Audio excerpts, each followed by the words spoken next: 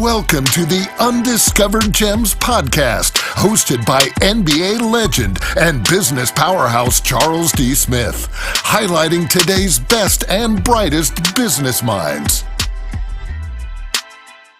Welcome to the podcast of Undiscovered Gems. Today, we are interviewing Janis Reed. Janis Reed is a storyteller, and she's also a heyoka. My name is Charles D. Smith. I'm a former NBA player, and I have the pleasure of interviewing Janis today. So Janis, why don't we start off by telling the audience what exactly is a heyoka? Heyoka is a Lakota Sioux term. It is unique to that community. To become a heyoka, the gods touch you. In my case, lightning ran through me for about 8 hours, popping in and out of various orifices, and left me looking at the world more brightly, seeing more things more clearly. I didn't know what had happened to me. I'd had a storm party when the storm came up, but when the storm happened and it started shooting bolts and balls of lightning into my house and into my body, my party cleared the house pretty fast. I was left with a poet and a Vietnam veteran. After about 20 minutes, the poet had to bring the veteran out. He was having flashbacks. And at 8 o'clock the next morning, he was back to my front door and knocked to see if I was alive. He looked at my face and he said, "My God, you've been in battle." I had no idea what he was talking about, but he shined. Everything glowed. And a couple of weeks later, I was with a friend of mine out in the plains of western Oklahoma. When a little truck pulled up next to mine, we were literally in the plains. We're in the middle of nowhere in an ancient Indian bar on Indian land. And a little guy hops out of his truck, makes eye contact with me about 300 yards away, outside to inside, walked straight up to me in the building and said, "Hey, I just come to tell you, you're not crazy. You're heyoka." I don't know how you're going to manage it, but that's what it is. You're not crazy. And he turned around and he like looked at all the Indians behind me who were all drinking their Sunday morning beers. And he said, "What do you think? Hey, hey." And they all raised their beers up at me and said, "Hey, hey, hey." And they all laughed and cheered. And he gave me a little turquoise. He said, "I might need to keep cool. The fires get pretty hot." And he wished me well. He turned around, and that was the whole conversation. He didn't order anything. He turned around and he looked up at the ceiling and he said, "Oh, Great Spirit, you sure can pick them. I don't know how she's going to do it. I have trouble, and I'm a man." That was years before I understood what it meant. It means that I am touched by God. It means that those lightnings rewired me, and I am heyoka. I was recognized by a heyoka medicine man, by a Lakota Sioux medicine man who was also heyoka. And at that moment is when I became heyoka. One must be recognized by a member of your own clan in public place. And so it was arranged. Now, Janis, we've all come across people in our lives from childhood to adulthood that were uniquely different. Mm-hmm. Being different comes with sometimes a burden, because when you're different and people don't understand you and you're not like everyone else, there's a lot of backlash that can come with that. That was the family cry. There are cultures all over the world that we just don't understand. There are languages all over the world that we just don't know. The world is a very beautiful place. It's a spiritual world. There's a lot of information that we don't know, and we're always in discovery. Now, I hear your story, and I'm touched. I'm touched because it's different. Should I sit here and cast judgment whether I believe you or not? No. I'm talking to you based on your experiences, and I want to know more. So my first question to you is, what do you want to do with your gifts? What do you want, and what are you trying to accomplish? After years and years of trying to understand what and how and myself, I've come to the conclusion that if there is any way I can help bring joy back to the world, that would be my goal. There is so little joy. People are worried, they're frantic, they're blaming people, they're blaming everything but the real truth. If people are in a state of joy, not laughter because it was funny, but joy because they ate well last night, they had a good night's sleep, their babies are all doing well. When a person lives in a state of joy, he and she make better decisions, more loving decisions. They care more about their neighbors. They're allowed to relax into a situation and deal with that, as opposed to being afraid, feeling like they have to blame someone, like some violent thing has to happen to get a thing to change. Love really does rule the world. It's why the rule of the world is so crazy right now. There's so little love going on around it. Sure, sure. Janice, you talk about bringing joy to the world. When you meet with a client, and you're in your initial discussions with them, what are you probing for? Are you trying to figure out what you're trying to solve for them? Do you want them to leave with a little bit more joy in their heart and a positive attitude? How does that work? How do you deal with your clients? Originally, I tried to be the role of a psychic and was eventually summarily told that that was my opinion. And it hurt my feelings really a lot. So the way that I operate now is I tend to ask people, we make an appointment and I come up with this, and they write down their issues. I ask them to write it down on something concrete, like the wall or a tablecloth or the back of their hand. Not a video or an electronic thing that screws with me, but to just write it down and forget about it. When our appointment time comes, I say, hello, how you doing? Are you ready? And I start telling them their story. At that point, I don't know what they wrote down. I don't know if they're trying to buy a car, have a child, or move to Europe. I tell them their story, and they respond with questions and answers and ooh, wows. And so I tell the story and we talk about it and how it helps them. And then when we're finished, when we've reached a place where we feel like, okay, we're done, then I ask them to bring out that whatever they wrote and to read it to me. It helps them to remember whatever they forgot. Most people are wowed and they forget the little details because they're just blown away. But it does another thing too. It lets them know for sure that any help they got from me came from a great spirit and not from my ego. And that's important. Well, what I heard was encouragement also. You're warming someone's heart that might be cold, but you're also doing it in a way of being an encourager and understanding where they've come from or where they're trying to get to. Talk about that a little bit. Talk about encouragement and how that works with what you do in dealing with people. I grew up a lot like you said. I was the crybaby. I was the different one. I was the one that wandered off and talked to trees and disappeared into the cornfield and got caught talking to aliens and stuff like that. So I was always the weird one. And as I grew older, and I realized there's a lot of weird ones out there. My father was very good at his job, so we moved every 12 to 18 months, and I went to 13 schools before I got out of high school. I was always the new kid, and I was always the weird kid, and I ended up sitting at the lunch table with the other weird kids. And I found out how worse they were. The weird kids knew where all the rules were. They knew how everything operated. The weird kids didn't get involved in things. They watched and observed and put the bits together. And they were smart. I can only imagine where some of them grew up and ended up at. But I learned to enjoy the other different people. I was very caught up in spirit. My mother was the daughter of Southern Baptist school teachers, and she married the bad boy motorcycle guy. The two of them were rebels. My sister and I and the grocery rode in my mother's sidecar until we were too big to fit and she had to buy a station wagon. We grew up in a different world. Sure.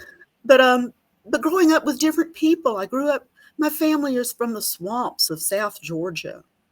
We didn't have a lot of money, so we told stories about things to explain the world. My father was the baby. His daddy was a sharecropper. His mother was a full-blown epileptic. Mm. My parents had different parents, but the two of them together, each of them in their own world, was a genius. My dad could fix anything with a motor on it. He was a rambling wreck from Georgia Tech and a hell of an engineer. And my mother, people said she didn't work. She raised 3 children, my father, and we picked up and moved house every 12 months. North to south, to north to south, to north to south, upstate New York to South Alabama, north to south. I grew up among the different, and I came to embrace it. I'm a different too. You know, what you just said, I can resonate with. You know, I think a lot of us have a little different in us, but you've been able to capture and embrace your difference. A lot of people come into that part of their world later in life and you embrace it, and it makes you happier when you embrace it. You know, I'm listening to you, and I played in a lot of winning teams and I played in a lot of losing teams during my professional sports career. And Janis, I got to tell you that you appear to be the consummate teammate. Thank you. The person that wants everybody to win. Mhm. You have a unique gift and talent. However, you'll do what you need to do to excel, but you'll also encourage your teammates along the way. And that's what I'm hearing. And you embrace your unique difference. There's a player that we all know about, like a Michael Jordan, who's uniquely different in his competitive spirit.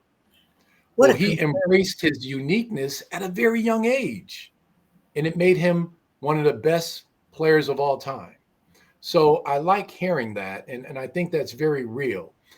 There's a certain amount of truth that comes with what you do because you're different, but you have to remain in your truth for a long period of time so people can get comfortable with you and you don't deviate. Talk about that a little bit. Talk about the truth of what you do and the belief of what you do. I tend to hit people on the subtle level. Mm. As a psychic, you tell people what they want to know. I don't even know what they want. I don't even care what they want to know. I only have to come up with their answers. I don't have to come up with their problems. That streamlines it for me, but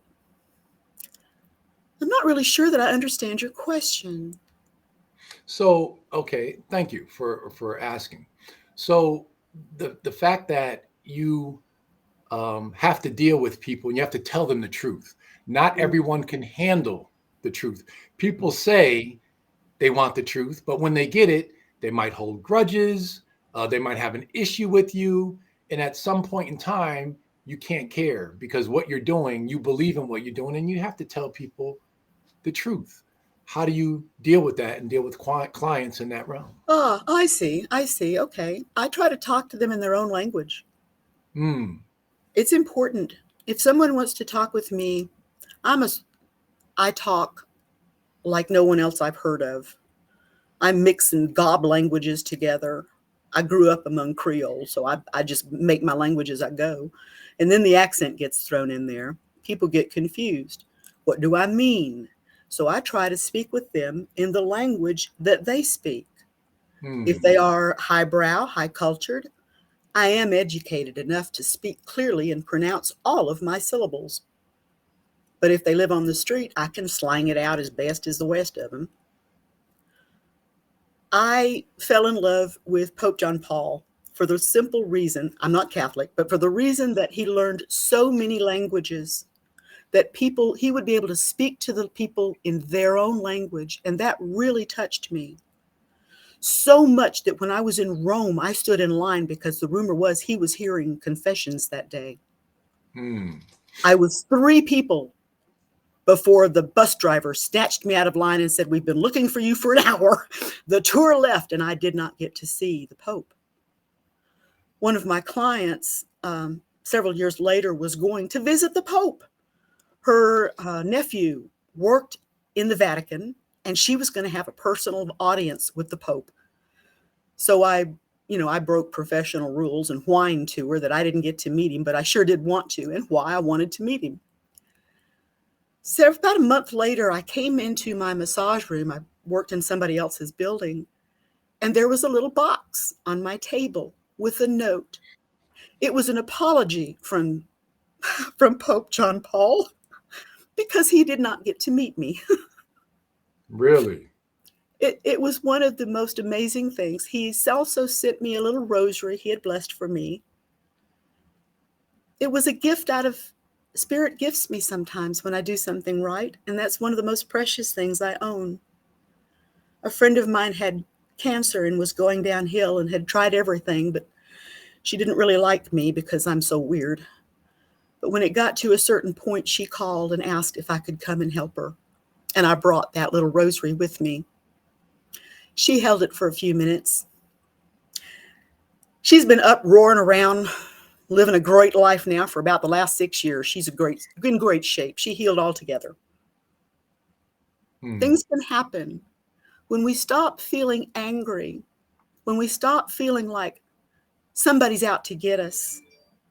The cellular system that we call our body can relax and accept help and create help. When the fear goes away and the tension loosens, and I speak with you in a soft voice, albeit a soft Southern voice sometimes, to relax you like a blanket, like a soft coo sound, to tell you that the world is not out to get you. Instead, the world has offered you an opportunity to prove how strong you are. And look at how strong you are. Look at how great you've already done these wonderful things. You wouldn't be asked to do this, usually, unless you're really able and ready to do that, to address this thing. People run up against a wall and get afraid there's a wall there, and I tell them that, yes, but look, the wall is made of parts. You can use them as climbing notches. You can start taking the wall apart. You can go around it. But when the fear creeps up and fills us, we don't see anything but red fear. And my stories help to shift the focus onto better passage. People can find a better way. They can find their real joy as I encourage them that they can. They're not losers. They've just been told that. They're not wastrels. That's only somebody else's opinion. People are intelligent. They have good hearts. And every one of them I've ever met in every country, including some Middle Eastern terrorists, they want their children to sleep at night and wake up alive the next morning. We all want a good night's sleep after a fine meal. We want health. We want clean water to drink and some air that we can breathe without having to filter it. Rather than find the fear that divides us, I hope to bring joy to people, to remind us that we are family. You and I, Charles, we're cousins. It's easy to take care of family. So when we think of each other as cousins, we're just family. We don't have to push somebody off because they're different. Right. They're not different. They're just one of those cousins you haven't met until lately. You just said something, Janis, about, you said quite a few things I did. that resonate with me and hopefully with our audience. Everybody around the world pretty much wants the same thing. They want a better life for themselves. They want a better life for their families. And they pursue it in different ways to make it happen. And I'm thinking more of a positive way. It all gets kind of jumbled up when cross-culturally you try to communicate and go after the same things because everybody does it differently, but we all want the same thing. All the people that you talk to, the things that you said about fear. Fear creeps in. And it could be debilitating for others and for people who deal with fear, they might deal with it fear versus faith. Now, people will say that you are a psychic, and I'm going back to saying that that might be weird to most, but a lot of people believe in psychics. Um, so my question after all of that, Janis, is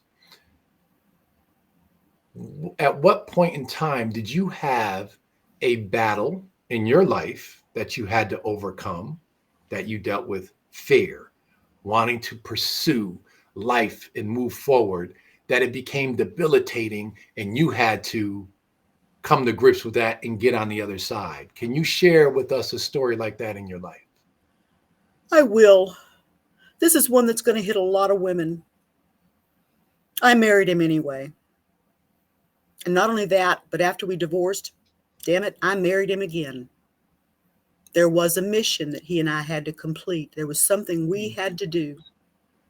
And I hated it, and he hated me, and he nearly killed me. But there was a mission I had to do. And so I stayed because the thing had to be completed, and I didn't know what it was.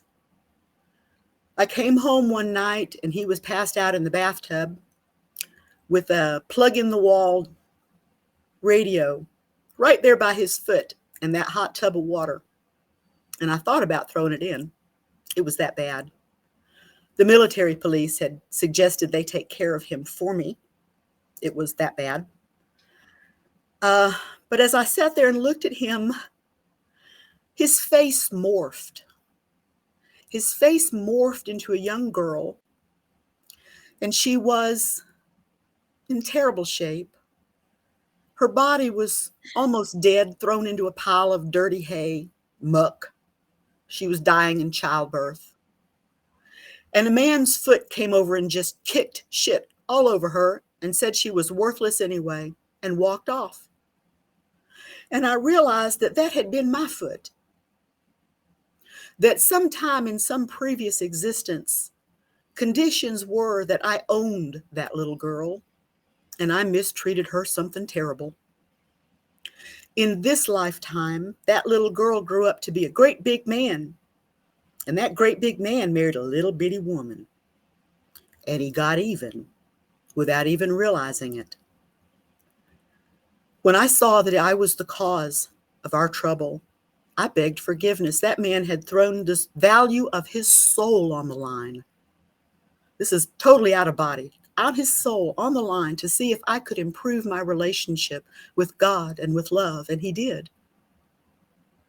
Eventually, we did divorce, and that saved both our lives and our kids, but dealing with the horror, all I knew was that it was something I had to go through. It was important. But when I saw the root cause of the trouble, then it's gone. I have no more anger towards that man. I feel bad that he had to do that to me. It changed my entire perspective. And it probably was a great deal, gave a great deal to me doing what I do now today. If I can see the beauty in that monster, then there's beauty in monsters. And monsters need to be told they're beautiful so that they're not monsters anymore. We need to love our monsters so that they're not afraid of being loved anymore. Well, and I'm sure the way you started answering that, you said it would resonate with women. Probably a lot of men too. Yes, because my question is to you, loving a monster, but loving a monster to the detriment of abuse or not abuse? That was a personal choice for me. I've told a lot of women to just run like hell and don't look back. One of my clients, she wanted to stay with her husband. Her husband and her son her daddy had raised the boy to treat mama like she was just the pot washer and the doormat. She loved her family. She didn't want to leave them, but they were really bringing her down. It took about 4 years until one day she came up to me and said, "Guess what? My son made me coffee this morning and my husband told me he loved me." They had changed the way they responded to her because of the way she began responding to them. Mm-hmm. She didn't have to change them. She changed herself. And in that we have power. Free will, it's called. Free will. You don't have to pay for it with anything but your life. Mm-hmm. So, Janis, we have your email listed below on our screen, running across the screen. If someone were to call you and they were in trouble, or let me ask you this way, why do people call you? What types of calls do you receive? All sorts of calls. Generally, they're good, juicy questions. Mm-hmm. I have asked Spirit not to send me those people that say, "Will I ever find a boyfriend?" I got too much going on to do that. So I work with things, the medical issues, life calls. Very often I'll bring back some past life histories or a series of histories for the person I'm working with so that they can understand the sequence of events that brought them to where they're at. Mm-hmm. When a person understands how they got there, it tends to dawn on them how they need to get out of it. And I encourage that. People need to find their own truth and not be listening to what other people tell them their truth is. So I encourage them to listen to that still small voice inside of them that the rest of the world wants so much to quash. It's that little voice that will keep us true. Mm-hmm. It gets drowned out with the radio, but it's there. Sure. Janis, you have a beautiful spirit. You are a very positive person. And for everyone that's seen your email on the bottom of the screen, if you're going through anything, it doesn't take much to drop Janis a message and to just have a simple chat. Can't hurt you. Janis, I always like being around positive people. We should all want to be around positive people, regardless of their background. Mm-hmm. Thank you for encouraging me and being on the show. And you've definitely held up your end of the bargain for dropping undiscovered gems on our audience. Thank you so much, Janis, for being here. Thank you. And I hope to talk to you soon. Good luck with everything that you do. Thanks again for coming on the show. I'll expect to hear your call pretty soon. We'll make an appointment. I might do that. Okay. Do that. I'll throw in one for you just for goodies. Thank you. Okay. Take care. Bye. Thanks so much. Bye-bye. We hope you enjoyed this episode of Undiscovered Gems with our host, Charles D. Smith, highlighting today's best and brightest business minds. Brought to you by Pods Entertainment Group.